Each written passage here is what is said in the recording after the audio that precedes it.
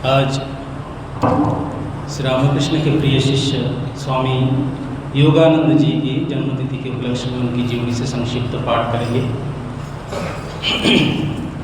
ओम तव कथामृतं तप्त जीवनं कविभिरीडितं कल्मषापहं श्रवणमंगलं श्रीमदाततं भुवि गृह्णन्ति भुविदा जना।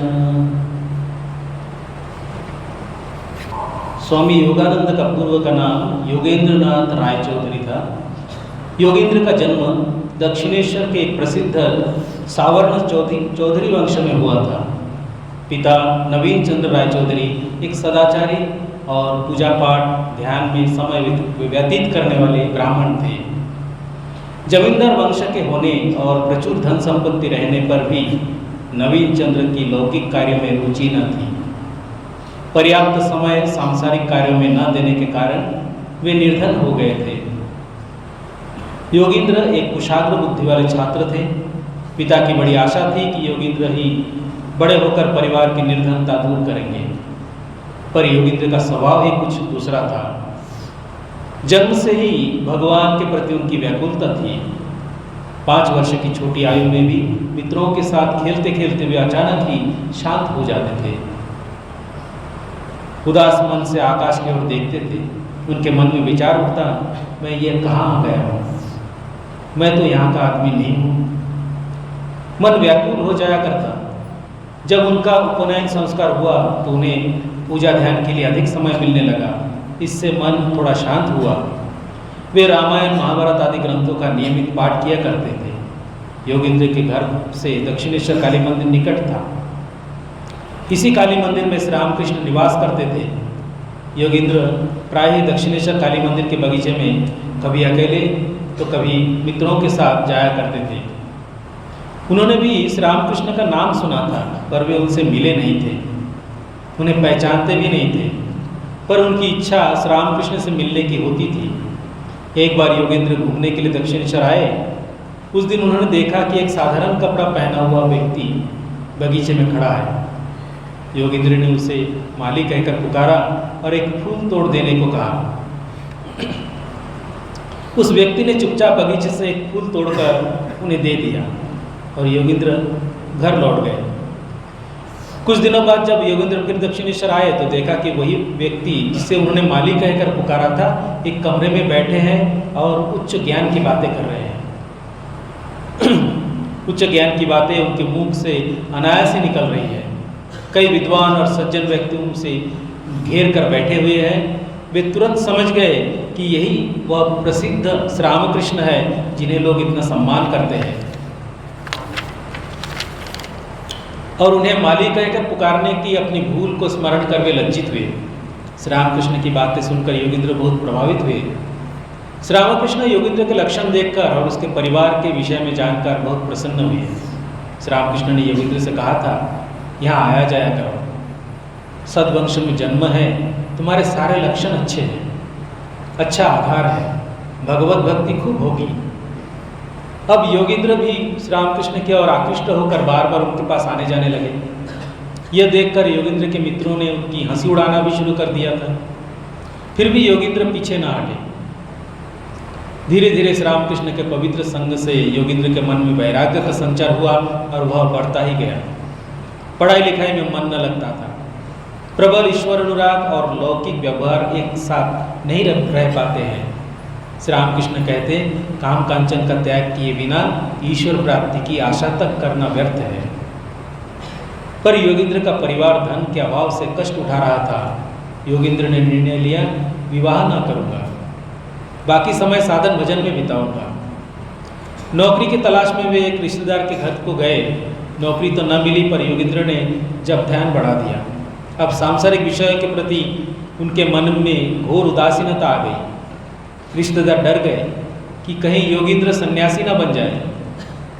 पिता के साथ मिलकर योगेंद्र का विवाह करा देने का प्रयास किए जाने लगा। पिता ने भी लड़की खोज ली और वचन दे दिया, पर योगेंद्र ने साफ मना कर दिया। पिता को वंश का सम्मान नष्ट होता दिखाई दिया। तब योगेंद्र की माँ ने रो रो कर उन्हें मना लिया। उन्होंने कहा, तुम्हारे पिता कन्या पक्ष को वचन दे चुके हैं, तुम्हारे मना करने से उनका घोर अपमान होगा। अपनी इच्छा ना होते हुए भी तुम मेरे लिए विवाह कर लो। अपनी माता के भक्त योगींद्र उनके आंसू न देख सके, उन्होंने विवाह के लिए हाँ कर दिया। विवाह हुआ, पर योगींद्र का मन दुख के अथाह सागर में डूबने लगा। अब ये दक्षिणेश्वर जाकर श्री रामकृष्ण से मिलने का साहस नहीं कर पाते। मन में आता, मैंने श्री रामकृष्ण के उपदेशों का पालन नहीं किया, प्रतिज्ञा तोड़कर विवाह कर लिया, कैसे श्री रामकृष्ण के पास जाऊंगा। जब श्री रामकृष्ण ने योगींद्र के विवाह की बात सुनी और जाना कि वे अब दक्षिणेश्वर नहीं आएंगे, तब उन्होंने एक योजना बनाकर योगींद्र को दक्षिणेश्वर बुलाया। योजना के अनुसार योगींद्र के कानों में खबर पहुंची कि श्री रामकृष्ण लोगों से कह रहे हैं कि योगींद्र के पास श्री रामकृष्ण के कुछ पैसे बाकी हैं, जिसका हिसाब उन्होंने नहीं दिया है और वह बुलवाने पर भी नहीं आ रहा है। इस आरोप से उनका हृदय चूर चूर हो गया और वे श्री रामकृष्ण का हिसाब चुकाने दक्षिणेश्वर आ गए। पर योगींद्र को देखकर श्री रामकृष्ण उनका हाथ पकड़कर बोले, विवाह किया तो क्या हुआ? मैंने भी तो विवाह किया है। विवाह किया है तो इसमें डरने की क्या बात है? उन्होंने अपने हृदय पर हाथ रखकर कहा, यहाँ की कृपा रहे तो एक क्यों, तू लाखों विवाह करने पर भी तेरा कुछ ना बिगड़ेगा। यदि तेरे संसार में रहने की इच्छा है, यदि तेरे संसार में रहने की इच्छा हो तो एक दिन अपनी पत्नी को यहाँ ले आ। उसको ऐसा कर दूंगा कि वह तेरे धर्म पथ में सहायक ही रहेगी, बाधा कभी ना होगी। और यदि संसार करने की इच्छा ना हो तो बताना, तेरी सारी ममता खा डालूंगा। योगींद्र श्री रामकृष्ण का आशीर्वाद पाकर निश्चिंत हुए और अपना अधिकांश समय दक्षिणेश्वर में साधन भजन में बिताने लगे। उनके ऐसे आचरण से एक दिन उनकी माँ को बड़ी खिन्नता हुई। उन्होंने कहा, अगर कमाने में मन न लगाएगा तो फिर विवाह क्यों किया था? उत्तर में योगींद्र बोले, मैं तो विवाह नहीं करना चाहता था, तुम्हारा रोना सहन न कर पाने के कारण ही तो मैंने हाँ की थी। क्रोधित हो माता बोली, ये भी कोई बात हुई? भीतर इच्छा न रहने पर भी तूने सिर्फ मेरे लिए विवाह किया है, ये भी क्या संभव है? योगींद्र यह सुनकर बड़े व्यथित हुए। जिस माता को दुखी न करने के लिए उन्होंने भगवान को छोड़ने का निर्णय लिया था, वो माता ही ऐसा कह रही है। ठाकुर के सिवा सच्चा इस संसार में और कोई नहीं है। प्रबल वैराग्य से अब वे रात भी दक्षिणेश्वर में बिताने लगे। श्री रामकृष्ण को कंठ का रोग हुआ। इस रोग के समय योगींद्र ने भी अन्य गुरु भाइयों के साथ मिलकर उनकी मन प्राण से सेवा की। अपने शरीर का कोई होश न था। इस समय योगींद्र खूब ध्यान करते थे। श्री रामकृष्ण का रोग बढ़ता गया और उन्होंने 16 अगस्त 1886 ईस्वी को महासमाधि ले ली। तब योगींद्र कुछ गुरु भाइयों के साथ श्री माँ शारदा देवी का दुख कम करने के लिए उन्हें लेकर वृंदावन गए। रास्ते में कई तीर्थ स्थानों के भी दर्शन किए। वृंदावन में ही श्री रामकृष्ण के दिव्य दर्शन पर श्री माँ शारदा देवी ने योगींद्र को मंत्र दीक्षा दी थी। वृंदावन से लौटने पर अन्य गुरु भाइयों के साथ उन्होंने भी संन्यास लिया। नाम पड़ा स्वामी योगानंद। योगानंद श्री माँ की सेवा में निरंतर लगे रहते थे। श्री माँ भी उन्हें बड़ा स्नेह करती थी। श्री माँ ने उन्हें कहा था, तू कृष्ण सखा गांडीवधारी अर्जुन है। धर्म राज्य की स्थापना के लिए भगवान के नरलीला में सहायक होकर आया है। स्वामी योगानंद ने काशी और प्रयाग में घोर तपस्या की थी। इस काल में वे भिक्षा मांगकर कुछ रोटियां जमा कर लेते और फिर भिक्षा के लिए नहीं निकलते थे। वही सूखी रोटियां भी 3-4 दिन पानी में भिगो कर रखते और खाते रहते थे, जिसके फलस्वरूप उनका स्वास्थ्य बहुत खराब हो गया था।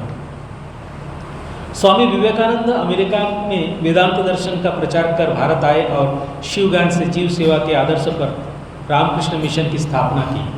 उन्होंने योगानंद से एक दिन कहा था, तुम लोग अवतार क्या कहते हो? अवतार तो छोटी बात है, ठाकुर तो वेद मूर्ति है। मैं उन्हीं के आदेश से कार्यक्षेत्र में उतरा हूँ। जीवन के अंतिम कुछ वर्षों में उनका स्वास्थ्य भग्न हो गया था, शारीरिक परिश्रम नहीं कर पाते थे। अंतिम बीमारी के समय उनके माता पिता जब उनकी खाट के निकट आए तो स्वामी योगानंद ने उनसे कहा था, मैं आशीर्वाद देता हूँ कि आप लोगों को भक्ति लाभ हो। स्वामी विवेकानंद ने उनके दुख से कातर होकर उनसे कहा था, योगी तू बच जा, मैं मर जाऊँ। अंतिम दिन स्वामी शिवानंद ने स्वामी योगानंद से पूछा, योगी ठाकुर का स्मरण है ना? उन्होंने उत्तर दिया, खूब स्मरण है, और भी अधिक, और भी अधिक। 28 मार्च 1899 को दोपहर 3 बजे स्वामी योगानंद ने महासमाधि ले ली। ओम निरंजनम नित्यमनंतरूपम भक्तानुकंपाधृतविग्रहं वै ईशावतारं